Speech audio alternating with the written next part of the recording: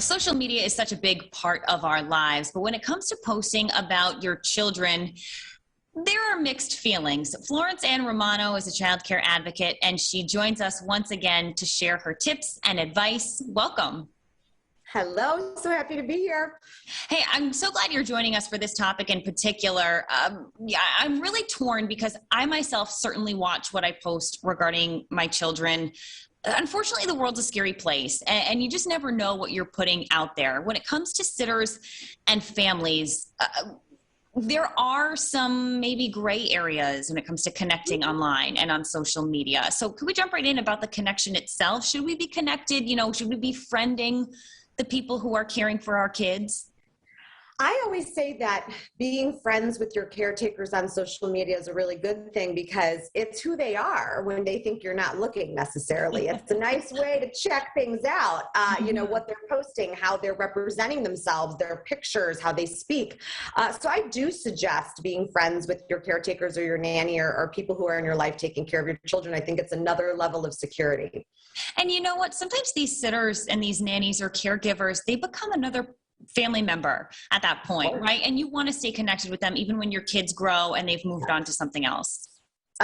That's the holy grail situation, that they do become part of the family and they are an extension of your heart and your eyes and your ears and all of that. So it's not a bad thing to be connected in that way. But the thing we have to be careful about is when the kids are younger or they're in the care of the nanny or the caretaker, what do you, the parent, want them to post or not to post? What are you comfortable with? That's what you have to decide for yourself. Yeah, which comes to setting boundaries. I'm sure there might be some rules that you want to set in place. Where do we go or how do we go about that? I think it's always very important to have this conversation from the jump when you hire the person, because everybody, is on social media. Of course, you're taking care of cute kids and, it's so Instagrammable. And, if you didn't put it on Instagram, it didn't happen, the whole thing, so you have to ask how your employer feels about it. And if they don't bring it up, you, the employer, need to bring it up and say, these are the boundaries. You can put stuff up. You can't put stuff up. We don't want you to put the location on, never have our house in the background, address. Sure.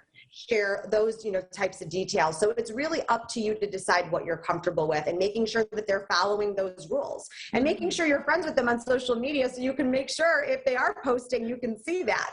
Right. I know everyone's feelings are different regarding this. Some people love to share every minute of every day with their kids. But like you said, there may be some details in the background that you just never know. Like you said, a location or knowing that you're not home at a certain time.